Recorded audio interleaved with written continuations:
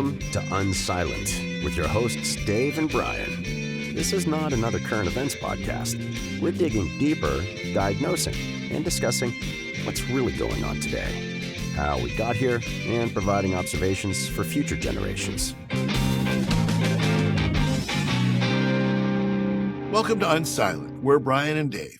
We'd love to hear where you think we get it right today or where you think we completely missed the point. And you can do that on our social channels like Rumble or Facebook or any of the wonderful places you can interact with us online.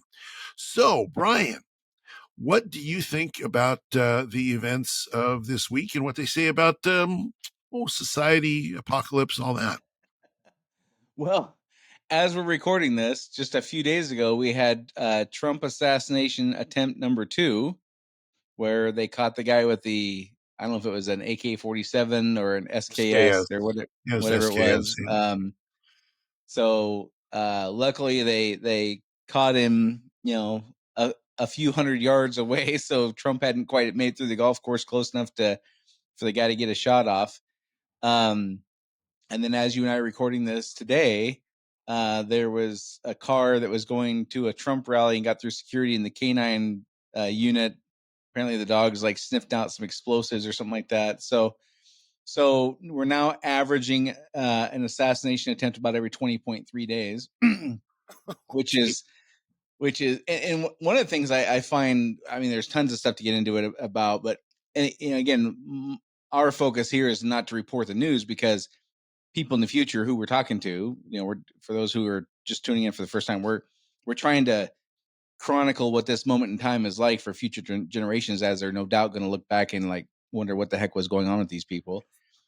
Seeing news clips and things like that will be pretty easy to do, but explaining what it's like to live in this will not be something that's easy. Will be easy to go back in time. But I think it's fascinating to note. We live in a very fast-paced news cycle world.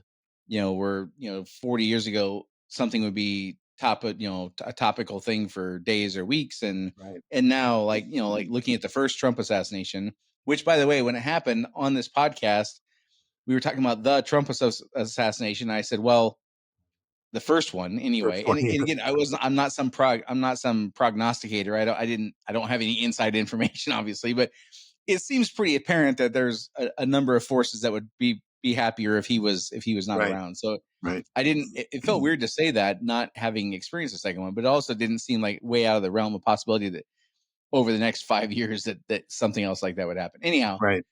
So the first one happens and it was in the news for, I don't know, what would you guess? A couple weeks? Yeah. Maybe 10 days? At least. Yeah, about. Okay. As you and I are recording this, we're 3 days after the second one, and it's already gone from the news. Right. And when the third one happened this morning with the explosives found, I saw it online. My wife happened to be watching in the news, and I walked in and said, "Hey, did you hear about the thing?" And she's like, "No, they haven't talked about that." So the third one doesn't even make the cut in the live news segment as it was happening live, so it just blows me away that the media is just they have a diminishing interest in this topic, which I find absolutely wild. This is unprecedented for this kind of thing to be happening. Also, what's happening, which I just find so fascinating and frustrating as hell at the same time, is each time this happens, the media is explaining to their viewers how it's Trump's fault, and he needs to dial down the rhetoric, and he needs to stop. Meanwhile, you've got people on MSNBC and CNN and the whatever left-wing news things talking about. Hillary Clinton said last night that she doesn't understand why the media has such a hard time sticking to the narrative, were her words, right, that he's a bad guy.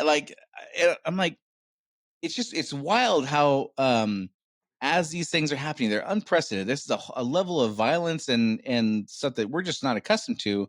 And each time it happens, they're victim blaming. It's no different than these are the same people who 30 years ago would have said, you can't criticize the gal who was raped for wearing a miniskirt into the bar. And it's just completely different logic now. It's just wild. Well, I think we can credit Hillary Clinton for being honest. right? I think I mean, so. so in that statement, stick to the narrative. I mean, one of the I didn't actually listen to it, but I heard a clip from Lester Holt talking about how and the former president was assassination attempt, and then he directly tied it to the dogs and cats and Haitians story, Yeah, and it's like, and as if okay, if you didn't say that, then then the temperature wouldn't have been raised and you wouldn't have had an assassination attempt. So it really goes back to how strong the narrative is, yeah, how and it's almost like it's kind of normalizing this level of dysfunction and insanity. I mean, yeah. we hadn't started recording yet, but I had mentioned that it was I think it was in the 1970s when we had, and it wasn't this frequency. It was like two in some, short period of time with Gerald Ford assassination Yeah. attempts. And that was unprecedented. I mean, and one of the things that strikes me about this, so there's a couple of different angles here that strike me about this in terms of the times that we live in. Again, talking to Kenny G about what's it like to live in these times. If you think back among of the assassins throughout history, you can name a lot of them. You can Lee Harvey Oswald and Sirhan, Sirhan. yeah, you can go down the list, and they're well known. It was what was Squeaky Frome or something. There's just been a very limited number, a small subset of people that have engaged in this activity. And so, and the thought is that there's probably not that many people that are that crazy enough and that well prepared enough to attempt this kind of thing. But now they seem to be around every corner. So is that, are they just acting out and they were always there? Or is it that we have such societal mental illness? I mean, this fellow well, not the most recent one, but the one before the most recent one, on the golf course, he got so into his crazy narrative that he made this big plan, sat in the tree for 12 hours or near the tree for 12 hours. So do we really just have that many more people that are nuts and willing to attempt to assassinate somebody than we've ever had before? Well, how many years would you estimate the overriding narrative from, what we now call like mainstream media, which is pretty left leaning, I would say. Oh How yeah. many years would you say that the consistent drumbeat has been Trump is Hitler, he's a threat to our democracy? People have used words like put him in the crosshairs, put a bullet in him, he's got to be stopped no matter the cost. Like they've actually said language like that. I'm paraphrasing a little Sure, bit, but sure. the word bullet was used, the word crosshairs was used, the word eliminate was used.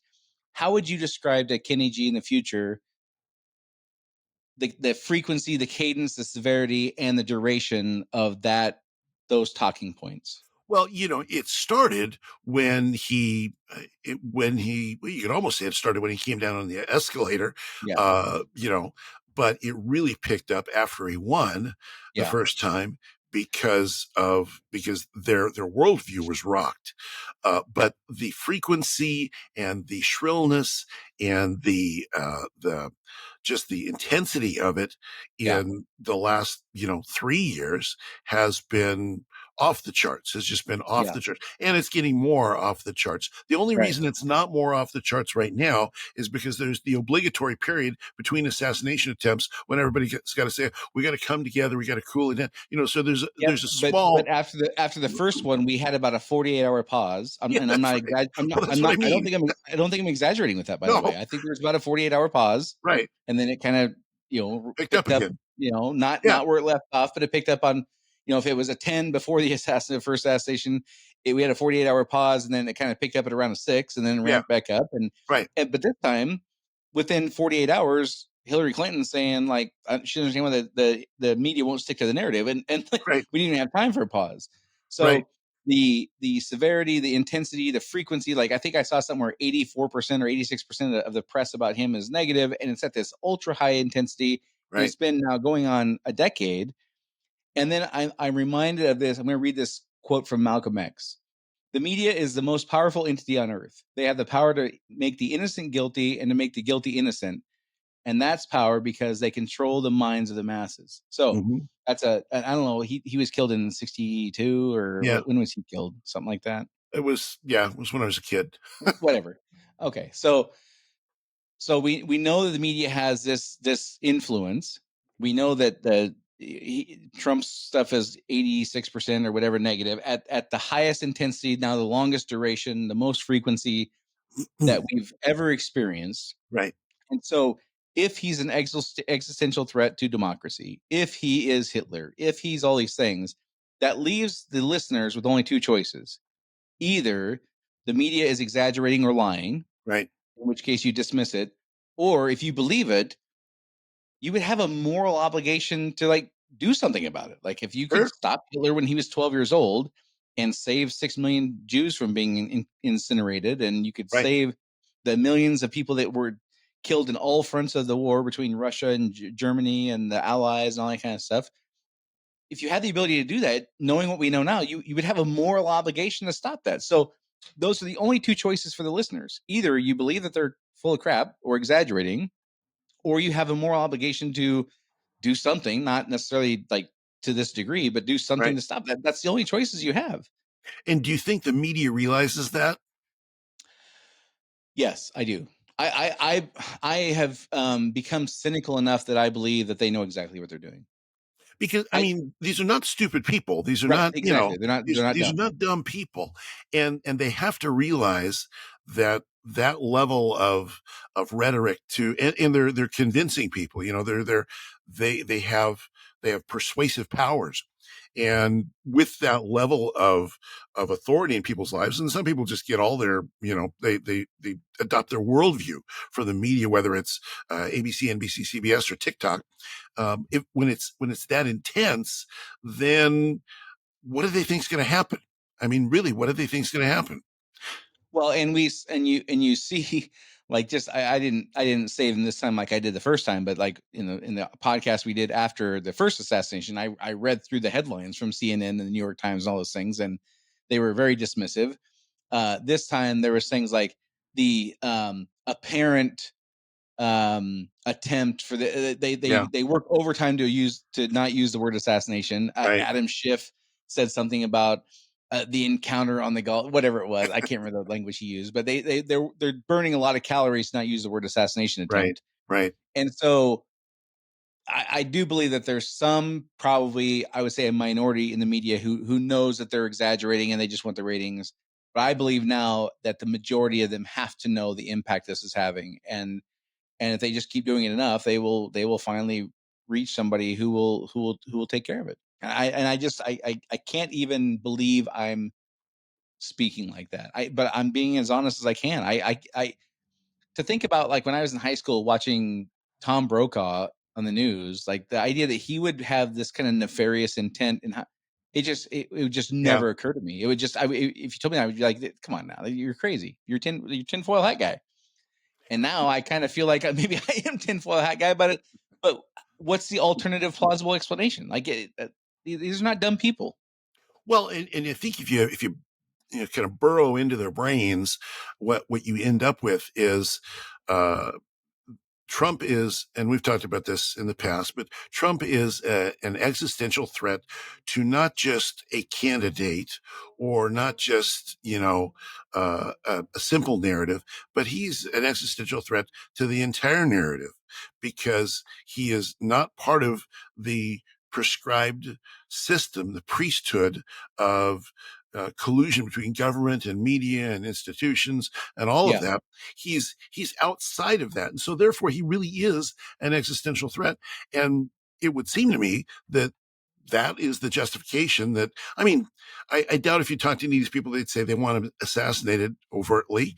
I don't think probably they would say that, but he does threaten everything that they stand for. He threatens their worldview. He Yeah. threatens their power base.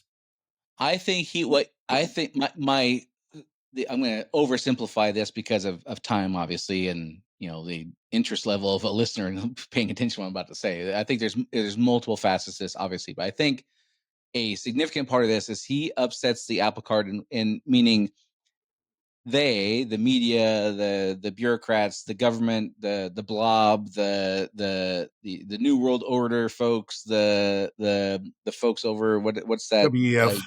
WEF, like Yeah, that whole ilk. They want rules, laws, values, and principles to establish a system where the rules and laws prioritize the needs of the wealthy. sure.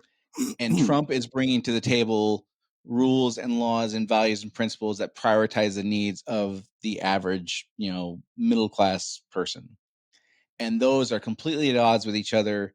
And I think that is one of the core things that is at stake for them. Is if he wins, he's going to have compelling things that resonate with people who are not in the 10% elite, the Yeah, 100,000 people who would ultimately control the everything in the country if Joe Biden's crew and Obama's crew got their way.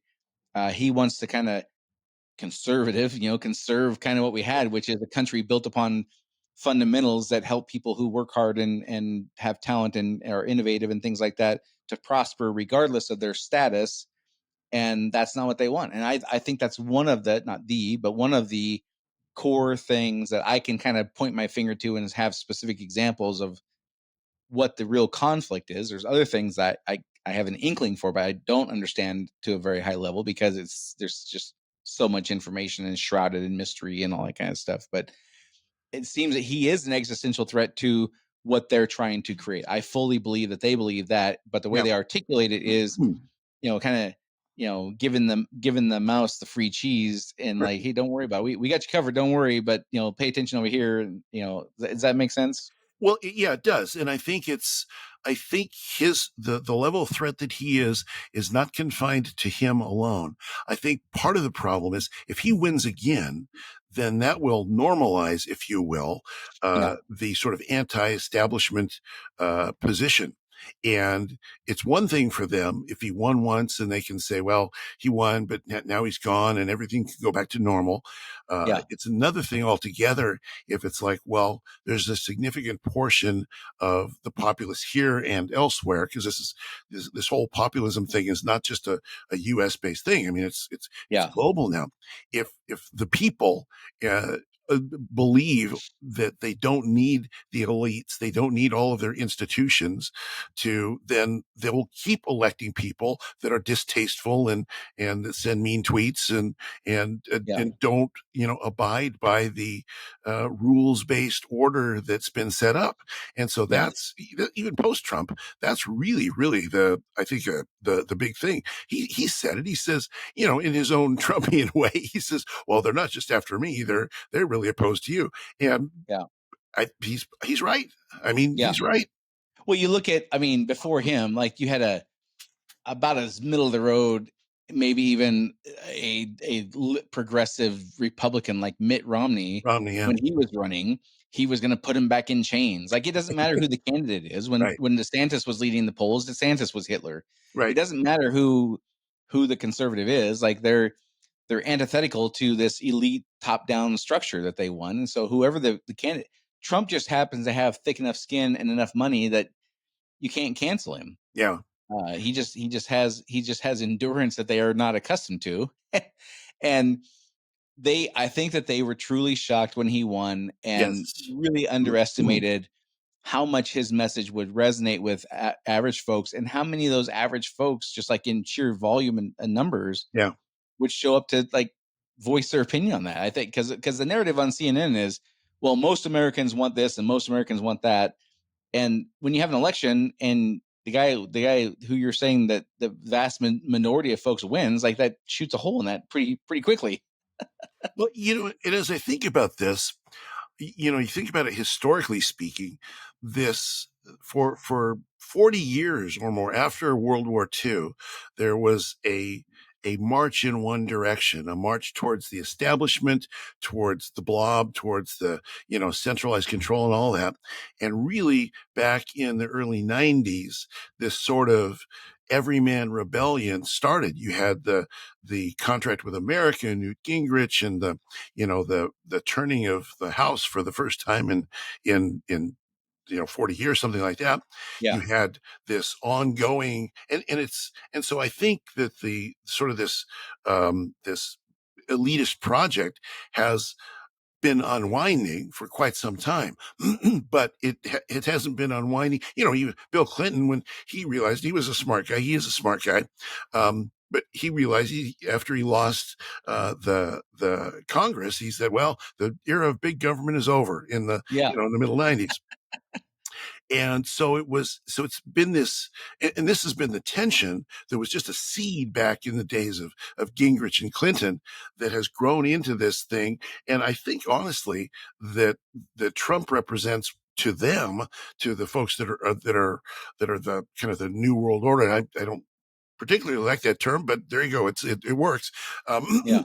He represents to them sort of that final straw, is like, if he wins, then this whole project that we've been working on, they've been chipping away at for now 30 Yeah. years, is kind of falling apart.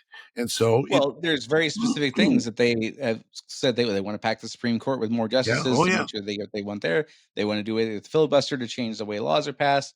They've already demonstrated in very meaningful ways that the Bill of Rights and the Constitution can be tossed aside whenever there's a big enough emergency. sure, And so, okay, well, all we need is an emergency then to override the Bill of Rights, and like they have everything they need except for the right person in place to make it all happen. And right. if he comes in place, it squashes all that stuff. So anyhow, fascinating with stuff with him. Meanwhile, you got Kamala Harris, who's running for president now on the other side, and I'm going to play a clip here that I find super fascinating. Like, so first of all, she's dodging interviews. Oh yeah, She had a debate where fans of her say she won, fans of Trump say he won. So I would call it more or less a toss up. I would say she did a little better than expected. So I would maybe give her a little more. Yeah, I don't think there was a winner, but I think she came out looking better than people expected. So I guess you yeah, might say that she did better, so to speak. right. But she's adopted this new answer for when asked about specific things. So I'm going to play a clip here of her in an example answering this question. If I can find the right button here, there we go.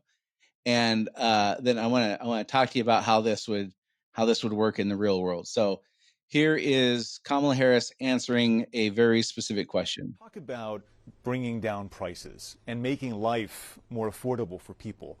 What are one or two specific things you have in mind for that? Well, I'll start with this. I grew up a middle-class kid. My mother raised my sister and me. She worked very hard. She was able to finally save up enough money to buy our first house when I was a teenager. I grew up in a community of hardworking people.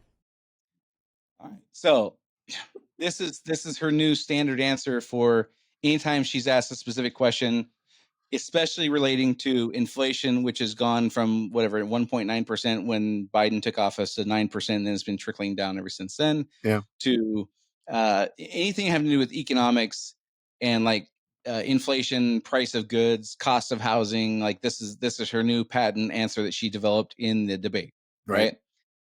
So part of my theory of the fourth turning and like the process we go through is we have the crisis in World War II, and before that the Civil War, and before that the Revolutionary War, is consequences get severe and outcomes matter, Hmm. and you have to have competent people who can deliver and deliver on outcomes. And then gradually over time that shifts, and we get a little lopsided there where outcomes are all that matter, and we stop worrying about intent and things like that. And then over time that unwinds. Like I kind of imagine like a rubber band being stretched and then it snaps, and it's stretched Right. and it snaps, right? And over the course of, according to the fourth turning, 80 to 100 years, we get to a point where intent is all that has to be sold and outcomes aren't really as relevant. So that's kind of what this feels like to Right. me, right? Sure. The problem is I don't believe this kind of answer would work in the real world, but I want to test it with you. All right. So I want to do a test here, Dave. No good. So her answer was Well, let me start by saying I grew up in the middle class. My mom worked really hard to raise my siblings and I, and I understand what it's like to work in the middle class. So I'm gonna. We can do it either way. You can ask me the question, or I can ask you the question, but that's going to be the answer, Dave. No matter what the question is, that's going to be the answer, right? So we'll try this. You give the answer of. Well, first of all, let me start by saying I grew up in the middle class, Right. and my mom worked really hard to take care of me and my sibling. Okay, so here's the Right. first scenario. All right. It's a spouse. So I'm your spouse, and I've been nagging you to fix the broken shower. The shower drain is clogged, full of all the guck and whatever. And I've been on you for a couple weeks to take care of that. And you keep telling me you're going to do it, Dave, but you don't do it. All right. So I'm going to be your spouse and come to you, and I'm going to ask you what's going on, and that's going to be your answer. Right. Okay. Right. All right. So Dave, what's going on? I've been asking you to fix this shower for like 2 weeks now, and you keep telling me you're going to do it, and it's not done yet. Like, what's going on? Well, Brian, I grew up in the middle class. That was my life. And so in the middle class, we took showers. It was very important to us to be able to live a full and meaningful life. In fact, we didn't even have our first home that we owned until Right. I was a teenager. So Gotcha. Okay. So scale of 1 to 10, 1 being not at all and 10 being absolutely, how would that fly in the real world in that situation? well, you'd probably get the number of a good divorce lawyer. It's Okay. All right. Well, again, so we're testing this out in various situations though. Okay. So next situation is you're my employee. I own a McDonald's franchise, and you're my employee. You're the fry guy, and you're not cooking the fries and you're not salting them correctly. Okay. Dave, we've gone over the process and how to cook the fries. You keep putting fries out that are undercooked, they're not salted enough. What the heck's going on? Well, boss, I grew up in the middle class, and in the middle class, it was really a treat to come to McDonald's. And so therefore I'm connected with, you're fired. All right. Well, okay. So 1 to 10, how do you think that would fly in that situation? 0. Probably a 1. Okay. Probably All not right. much. Let's try a couple more. Next one. I'm your neighbor, and your dog keeps crapping in my yard. All right. Dave, I've talked to you about this before. Your stupid mutt keeps crapping in my yard, and I got it on my Ring doorbell. I know it's your dog. You keep telling me you're going to take care of it. What are we going to do here? Well, Brian, I want to tell you how I grew up and how important dogs were in the middle class during my youth. We didn't even have our first house until I was 14 years old. So, I think. So probably not going to work there. Okay. All right. Never shoot you. I'll do one more. Okay. I'm the credit card company, and you're late on your bill. Hi, Dave. We're calling because it's your credit card payment is minimum payment was due 37 days ago, and you're falling behind here, and we've emailed you and contacted you, and we need to get a payment collected today. Well, I'm really glad you called, because I really wanted to share with you for a long time that as a member of the middle class, I didn't even have a credit card until my parents were in their 50s. And so, Oh, so anytime that they're asked a hard hitting question, either Kamala or her running mate, Walls. Yeah. This is how they frame the answer is they grew up in the middle class, and they don't ever get to specifics, right? Right. So my going back to my theory of when Eisenhower is president, like it wouldn't have worked for him to have it. No. He had to have very specific direct answers because the stakes were high. Yeah. And then over time we get, like Bill Clinton, and Jimmy Carter and Reagan, they gave less specific, more vague answers. And now we're just in la la land. Right. Where all that I have to do is make you feel good, and details don't really matter. And, a big reason for that is if that happened during Eisenhower's time, so the late 50s or something, say that during that time, politicians gave answers like, these vague, storytellings and this type of stuff. What would have happened is the media would have said, well, he said this. We don't know what it means. It seems like he might have some mental problems. So the media would have held them to account. The media wouldn't have said, "Oh, okay, well, let's move on to the next question." There would have been some level, and that's the media's job. So a lot of this really, I think, does come down to collusion between the media as a power structure and the political power structure in order to bolster themselves up. I mean, they all know it's junk. They all know Yeah. that it's just word salad Kamala and what she can memorize. Well, it's masking something that only has three possibilities. Either she's content and satisfied with how things are. If she's not content with and satisfied with things are, she's unwilling to make any changes, or she's unable to make any changes. That's the only three possibilities. And by giving these generic, vague answers, it's masking that reality. But that is the reality. And if they asked any follow-up questions, if they pushed back on any specifics, it would quickly unfold that either this is okay, the border being wide open is okay, inflation being where it's at is okay, the cost housing is okay. Doesn't really bother me because, people on Wall Street are still making money. The stock market's at an all-time high and whatever. And I'm cool with that. Or, yeah, this really sucks, but I'm not really willing to take the tomatoes in Congress or with my donors or whatever to fix it. Or I don't know the first clue how to go about fixing this. It has to be one of those three things. There's no other alternative. It seems like it's probably maybe even two of those three things. It's it could be all three. It could be all three at the same time. I like how I'm accelerating into positions of power. Yep. I don't have a clue how to answer your questions. And so I'll give you my memorized speeches.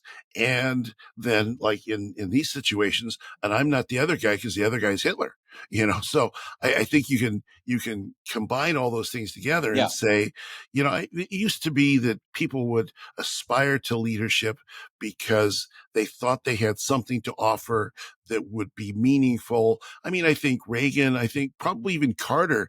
I wasn't a fan of Carter's, but I think they aspire because they think they've got something to offer that's beneficial.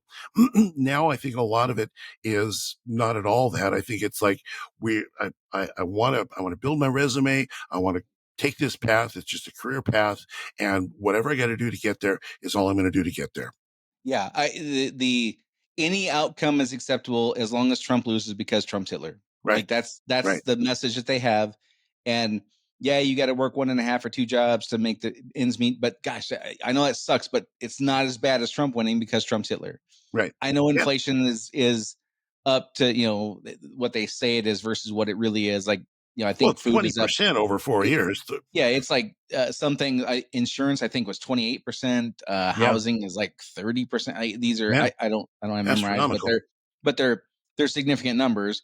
Yeah, I know that sucks, but hey, if Trump was president though, like he's Hitler. Like it's the end of democracy and like all this stuff. And so, point with this is that she's getting a pass because if they had any pushback at all, it quickly would pop the balloon, this facade of what they're masking. And one of the things is super baffling to me is again, I don't look at this as like who's going to go down on the right side of history. Right. But I do keep asking myself, I have friends that are, I guess we're less friendly than we used to be for sure, as we've kind of ended up in different tribes in this. But I have people that I used to consider friends and still do, but we're just not as close as we were because we don't agree on some of these values and principles, and we're kind of a little bit at odds on some things. But I do keep asking myself, like, how do these very smart people keep going along with this? I can't wrap my head around how can it again, something like that. Like it's simple. Either she's happy with how it is, she's unwilling to change it, or she's unable to change it. It's one of those three things. And very smart people that I used to hang out with a lot just are cool with it. Like, but Brian, you're missing how bad Trump is. Like, what the hell's wrong with you, Brian? That you want Hitler in power? I just can't wrap my head around that, Dave. It's compartmentalization. It's the information that here's the way I like the world, and I'm going to compartmentalize everything that supports this in this box and everything that doesn't over in this box. And I can't even think about all this stuff over here. It doesn't enter into my sphere of vision what's happening over here because I just can't consider it as a possibility. Now, it's bias. Of course it's bias. It's normalcy bias. We think this is normal, and therefore we can't consider all these things outside of it. So I think smart people fall into that for that very reason. Yeah, I also think that one of the things that I hear very often from, again, these people that I'm friends with and have been for many years. And again, we just talk less certainly about politics, but just in general also, is for many, many years, it was just ingrained to people in my generation for sure that before you could make a decision, you needed to hear from both sides.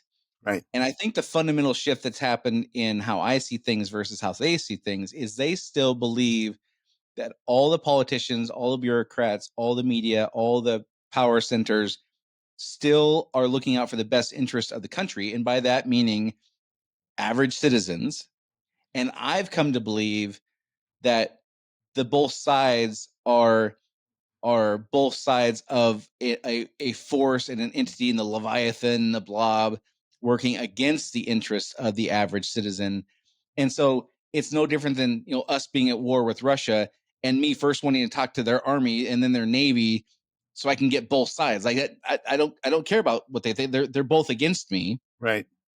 And I think that's the fundamental shift that some of us, and I'm just oversimplifying it tremendously because for the sake of time, but some of us are coming to believe that both sides, so to speak, both sides of the aisle are either complicit or, again, they either are okay with how things are, they're unwilling to risk their reputation and their livelihood and their cash cow and things, or they're unable, meaning they don't know how to fix it, that they're all kind of in the same boat going along with this power shift of we used to be a country who focused and prioritized lower income, average income people being able to ascend to a version where the elites must maintain their dominance. Right. And I think that is one of the fundamental things that some of us have that worldview that I'm coming to adopt, which is sad. And I feel horrible about being that cynical, but I'm being honest. Yeah. And other folks are still like, no, you're missing the boat, Brian. Like, if we just figure out the tax code, like everything will be fine. Like if they just compromise on the tax code, we can just compromise on the border. If we just compromise on all these things, like life will go back to how it was in 2008. And I just don't believe that. And I think that's kind Oh. of where the fundamental disagreement is, that nobody is really, excuse me, able to articulate. Yeah, it's we don't talk about policy. We don't talk about, compromise. We don't talk about any of those things because the conversation now has escalated to the point where you're not just wrong, you're evil. Right. And so once you get to the point where and if one side says, well, you're evil, you're, Hitler, you're Satan incarnate, you're all of these things, then of course you're not going to talk to Hitler about policy disagreements. That's not a discussion that can even happen. And so it becomes the game. The game is then not advancement and 3 steps forward, 2 steps back. It's not that anymore. It's life or death. It's like Yeah. either we win or they win. Either good But prevails or evil I triumphs. think the reason people on both sides of the argument, like just say, when I say both sides now, I'm referring to like people who are more or less resigned to voting for Trump versus people who are more or less resigned to voting for Kamala. I don't mean Right. both sides like the Democrats in Congress and the Republicans in Congress. I want to Right. be clear about that. The reason we all in both tribes tend to think of the other tribe as evil is because it's a disagreement about values and principles, Sure. not a disagreement about policies and tactics. Right. If we knew we shared values and principles and just disagreed on tactics and actions, nobody's evil there because we share the same values. Right. The reason we are talking about each other in some extreme instances about they are evil is because deep down we fundamentally, I believe, know that it's really a disagreement about values and principles. If Right. somebody has a culture in a society where the values are it's okay to stone women, I might look at them as evil. Right. Versus a country that doesn't have that has more or less the same values, Judeo-Christian values you and I have, but they believe they should tax people at 53% instead of 28%. Like I don't have any there's no sense of evil there. They just have a Right. different way of handling finances.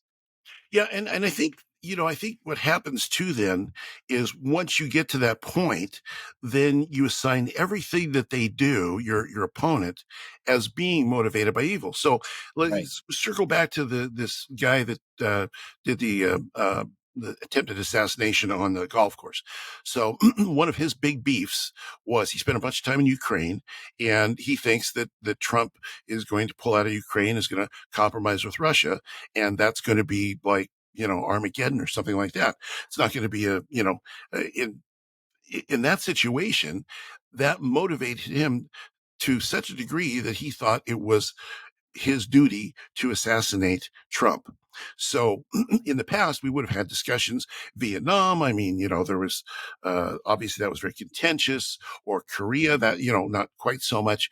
But when you get to a certain point where, again, when the narrative is all, then everything that you talk about, everything that the other side talks about is accelerated, is hyperinflated beyond its normal kind of place in the world. And so that's really what's happening. So, we talk about immigration, and we're talking dogs and cats, and Haitians eating dogs and cats, and all of this. And it's just another example. He's evil. He's spreading this false rumor. He's a racist, all of this kind of stuff. So every little thing gets inflated. So there's no possibility of discussion at that point, because you could say, well, I'm having pancakes for breakfast. Well, that just proves that you're a racist, It better bigot, not be homophobe. Aunt Jemima syrup you're having Oh with my it. word, you racist, biggest. Yeah, exactly.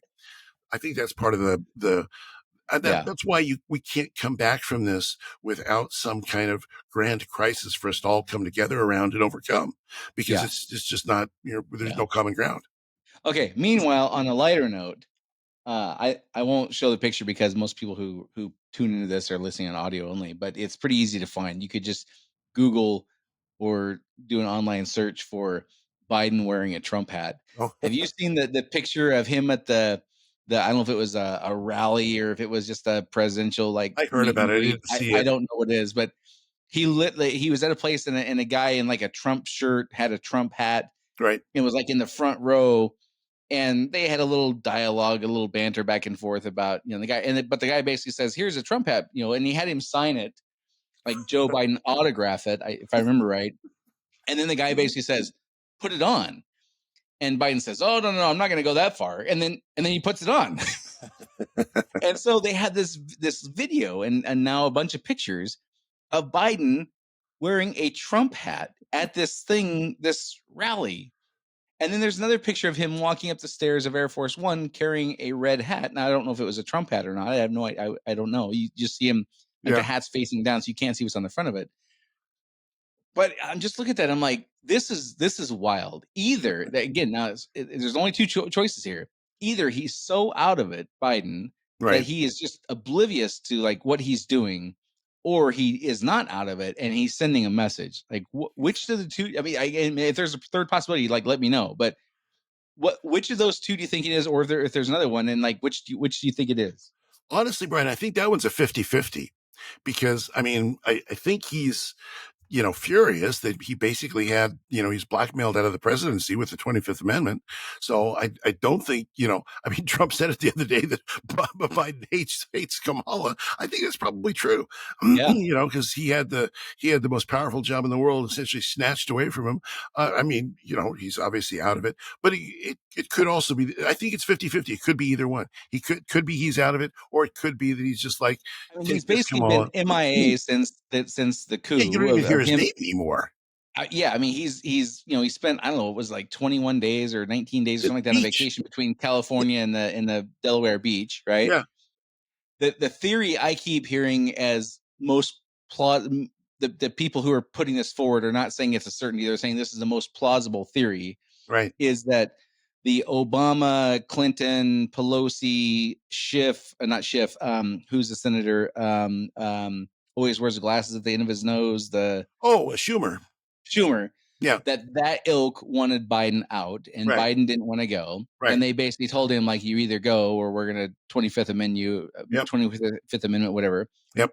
But they didn't want that ilk did not want Kamala Harris in. Now that and to a little bit of background is that Obama and Biden absolutely hate each other. Like they really, really despise each other. I've heard that. Right? So Obama and that inner circle, Pelosi, Schumer, Clinton, Jeffries, all those guys want Biden out. Obama and Biden really hate each other.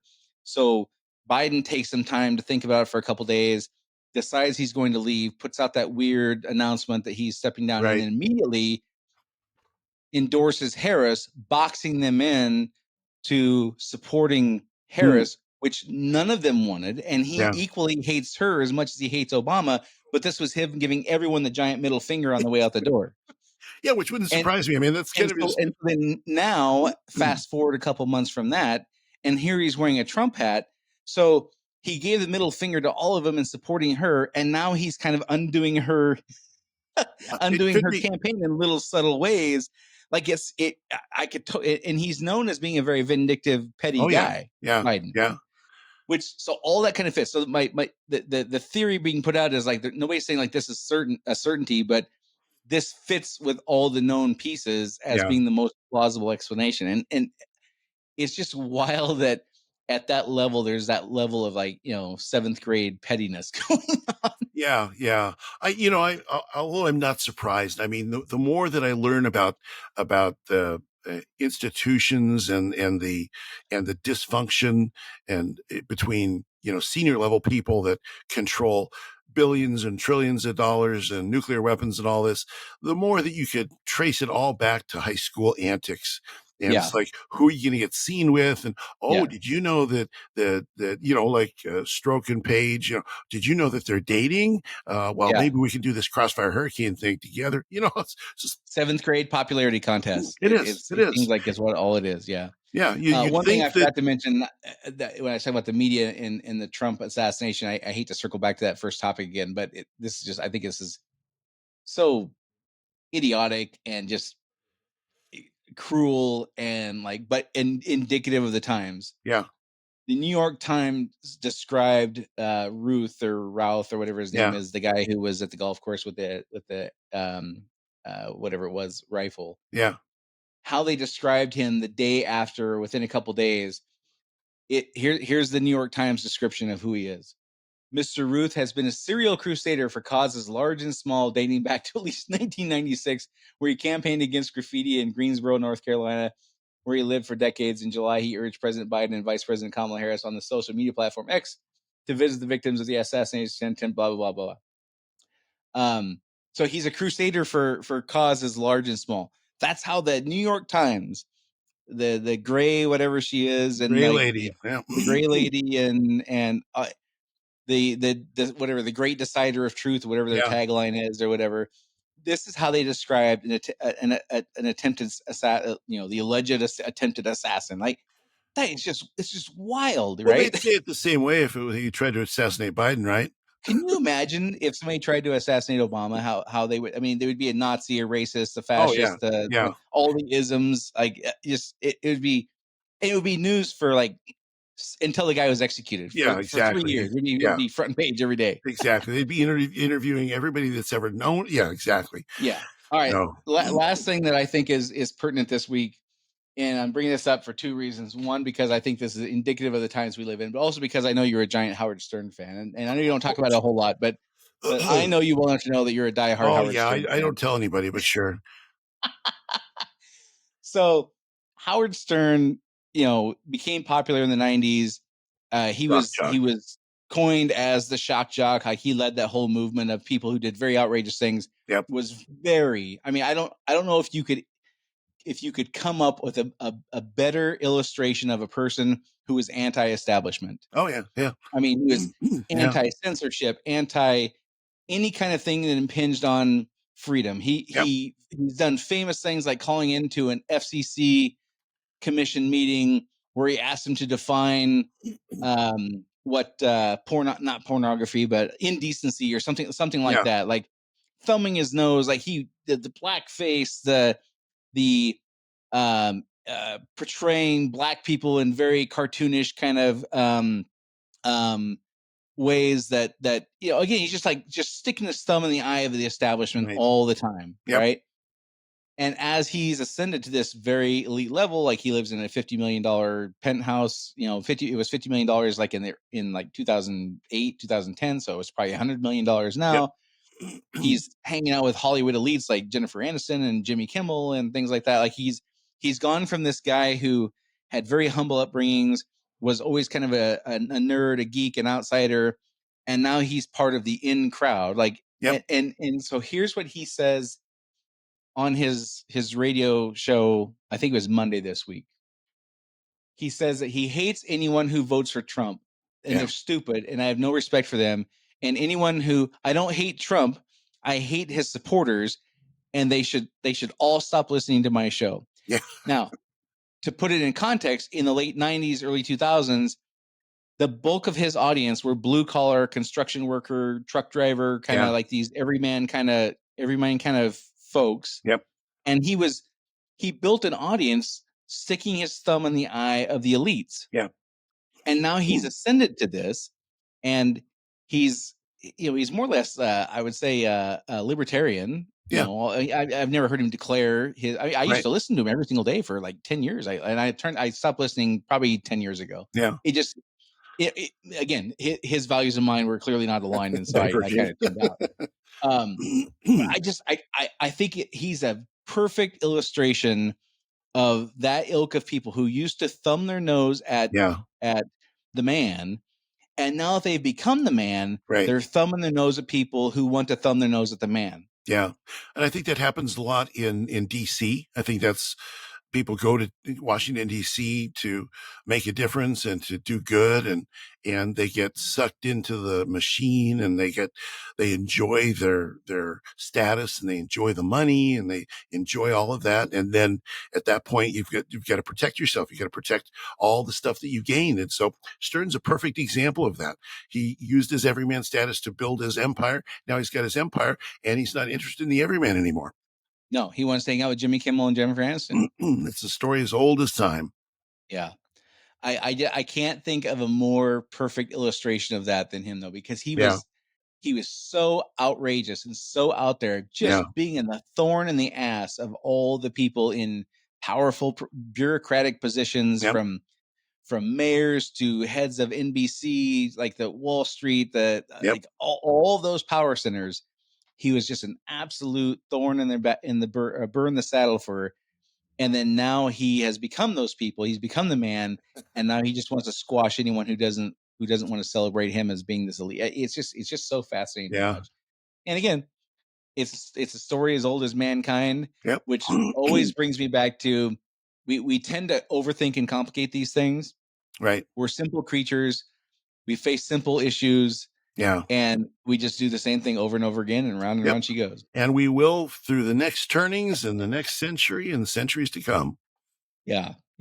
So, all right, Dave. Well, interesting stuff. We've got a couple topics. I've been kicking the can down the road because the news is just happening so fast, and how society is reacting to it is just happening in such a fascinating way.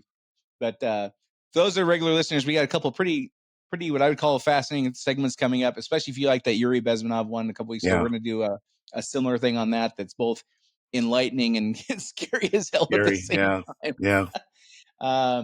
Anyhow, as we always mention, we'd love to hear where you think we're getting it right, where we're not getting it right. Dave and I are trying to explain what this moment in time is like to future generations. If you think there's a place we're mischaracterizing something, we'd love to hear your feedback. If there's a place you're like, hey, that's 100% what I think too, we'd love to hear that as well. The Rumble channel we have where the videos are put out has a great comment section. You can also go to unsilentpodcast.com, and we'd love to hear your viewpoints on where, if we're properly characterizing this, and where we are missing the boat a little bit. So until next time, this is Dave and Brian signing off. See you next week. Do you want to be unsilent? Make your voice heard on our social media channels and share where you think we got it right or wrong. Go to unsilentpodcast.com for social links so you can join the discussion.